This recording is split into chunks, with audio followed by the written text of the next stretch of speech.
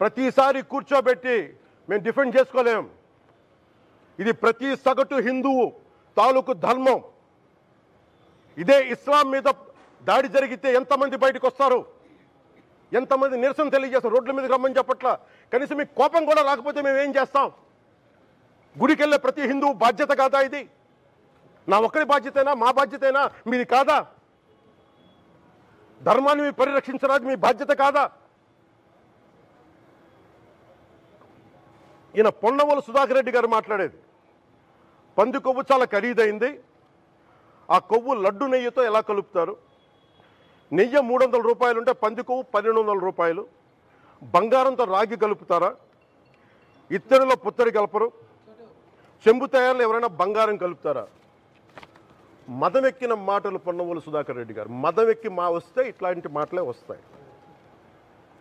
మీరు నా మీద కోర్టులో కేసులు వేసుకుంటారో ఏమి చేసుకుంటారో చెప్తా. మీరు ఏజీపీలు కదా, మీ దగ్గర వేల కోట్ల డబ్బులు ఉన్నాయి కదా, వేసుకోండి కోర్టులో, చెప్పండి. సనాతన ధర్మానికి నోటికొచ్చినట్టు మాట్లాడితే మిమ్మల్ని అందరినీ రోడ్ల మీదకి లాగుతాం, గుర్తుపెట్టుకోండి. తప్పు జరిగింది, ప్రాయశ్చిత్తం చేసుకోండి, లేదంటే మౌనంగా మాట్లాడకుండా ఉండండి అంతే. మా మనోభావాలు ఇంకా రెచ్చగొట్టేలా మాట్లాడొద్దు. భూమన కరుణాకర్ రెడ్డి గారు మాట్లాడతాను నేను వెళ్ళి హై డ్రామా. రాజకీయ మనసు ఉన్న వాళ్ళు అత్యంత దారుణంగా ప్రవర్తిస్తున్నారండి. లడ్డు కలుషితమైంది అంటున్నారు. కల్తీ నెయ్యితో తప్పు చేసి ఉంటే సర్వనాశనం అయిపోతాం, రక్తం కక్కుని చచ్చిపోతాం. మీ నాశనం మొదలైంది. రెండోది అది భగవంతుడికి వదిలేస్తున్నాను. వైవి సుబ్బారెడ్డి గారు విచారణకి రావాలంటే రికార్డులు ఆయనకి ఇవ్వాలంట. మీరు ప్రభుత్వంలో రికార్డులు మాకు ఇచ్చారా? మాకు ఏం మాట్లాడుతున్నారు మీరు? మీరు కూడా విచారణకు సిద్ధంగా అండి. అసలు ఈవో ధర్మారెడ్డి గారు, ఆ మనిషి గాయబ్. ఈరోజు దాకా లేడు ఆయన. ఈరోజు దాకా మళ్ళీ కనిపించలా. ధర్మారెడ్డి గారు, నేను మిమ్మల్ని చూశాను ఆ రోజున. నేను దర్శనానికి వచ్చినప్పుడు మీరు అందరూ ఎలా ప్రవర్తించారో నాకు తెలుసు, నేను చూశా. తిరుమలని ఇష్టారాజ్యంగా చేశారు, అది వ్యాపార కేంద్రంగా చేశారు, ఆధ్యాత్మిక కేంద్రం నుంచి పర్యాటక కేంద్రంగా చేశారు అది. ఇదే మీరు మక్కాకి వెళ్తే ఇలాగే ప్రవర్తిస్తారా? మీరు ఒకసారి మక్కాను చూసి నేర్చుకోండి. ఇస్లాంని పాటించే ప్రతి ముస్లిం ఎంత పవిత్రంగా పాటిస్తాడో చూడండి. అక్కడ అథారిటీస్ని అడగండి. ఒక చిన్నపాటి మస్జిద్కి వెళ్తే ఎంత పవిత్రంగా చూసుకుంటారో చూడండి. ధర్మారెడ్డి గారు, మీరు హిందువులా? మీ ఇష్టానికి మీరు చేసేసుకుంటారా? మీ బిడ్డ చనిపోయాడు, చనిపోయిన కనీసం 11 రోజులు లోపలికి రాకూడదండి, ఈ లోపల వచ్చేస్తారా మీరు? మేము మర్చిపోయామనుకుంటున్నారా? ఆగమ శాస్త్రం చెప్పింది మీకు ఇదేనా? అంటే గవర్నమెంట్ ఉద్యోగులు అయితే ప్రభుత్వం మీ నియమిస్తే మీ ఇష్టానికి చేసేసుకుంటారా? మాకు బాధలు ఉండవనుకుంటున్నారా? ఇదే మీరు ఒక ఇస్లాంకి చేస్తే అపచారం జరిగితే మీరు ఏం చేస్తారు?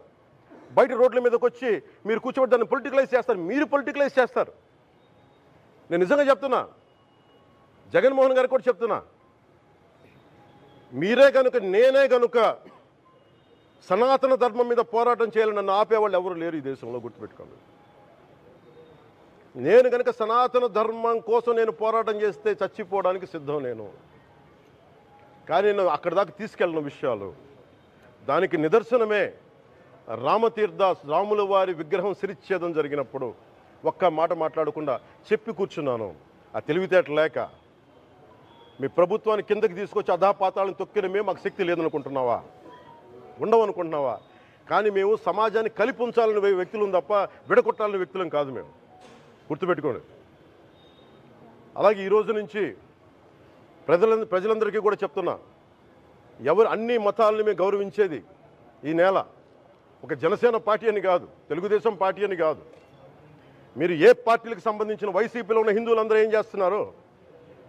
మీరందరూ పోటీ పడ్డారు కదా తిరుమలకి వెళ్ళడానికి. మీరు మర్చిపోయారు, ఇందులో ఈ పాపం మీకు కూడా వస్తుంది, ఈ పాపం మీకు కూడా తగులుద్ది. మీ మౌనం కూడా మొత్తం జాగ్రత్త, తరాలు నాశనం అయిపోతాయి. మీ మౌనం మంచిది కాదు. ఇది ఒక వెంకటేశ్వరుడికి జరిగింది కాదు, భగవంతుడికి, నిరాకారుడు, ఆయనకి ఇవేం పట్టవు. మనం నమ్ముకొని ఆయనకి వెళ్తున్నది, మనకి బాధ్యత ఇది. ఇంకా ప్రతి ఒక్కరు దీన్ని గుర్తుపెట్టుకోండి. చేతులెత్తి వేడుకుంటున్నాను. సగటు హిందూ మీరు సినిమా టికెట్లకు వెళ్ళిపోతారు అభిమానులు అందరూ. మీరెవరు హిందువులు లేరా? సినిమా టికెట్ల కోసం చించుకుంటారు. సినిమాని మీరు కూర్చోడానికి మీరు మొత్తం మాట్లాడతారు. అందరిని అడుగుతున్నా, మొత్తం భారతదేశపు యావత్తు ఉన్న సినిమా అభిమానులు అడుగుతున్నా, మీరందరూ హిందువులే కదా, అత్యధికులు హిందువులే కదా, మీకు బాధ్యత లేదా? మీకు మీ సినిమా హీరోలు, నేను కూడా హీరోనే, నన్ను మించి దేశాన్ని చూడమని, సనాతన ధర్మాన్ని చూడమంటున్నా. మీ కన్వీనియంట్గా కూర్చోబెట్టి హీరోలను ఎత్తడం కాదు, నన్ను ఎత్తడం కాదు. ధర్మం విఘాతం కలిగినప్పుడు ధర్మానికి మీరు మాట్లాడటం మీ బాధ్యత. నా తరం మేము కష్టపడుతున్నాం, ముందుకు వచ్చాం. ఎవరి కోసం పడుతున్నాం ఈ కష్టాలు? మాకు సరదా కాదు. ప్రతి ఒక్కరి ఇష్టానికి వచ్చి మాట్లాడుతూ ఉంటే బాధ కలుగుద్ది. అయ్యప్ప స్వామి దీక్ష చేసే వాళ్ళ మీద ఎంత ఇష్టారాజ్యంగా మాట్లాడతారు. ఇదే మీరు ఎవరన్నా సరే ఇస్లాం మీద మీరు గొంతు ఎత్తగలరా? ఎందుకంటే రోడ్ల మీదకి వచ్చి కొడతారని మీకు భయం, అందుకు మీరు మాట్లాడరు. హిందువులు అంటే మెత్తని మనుషులు కదా,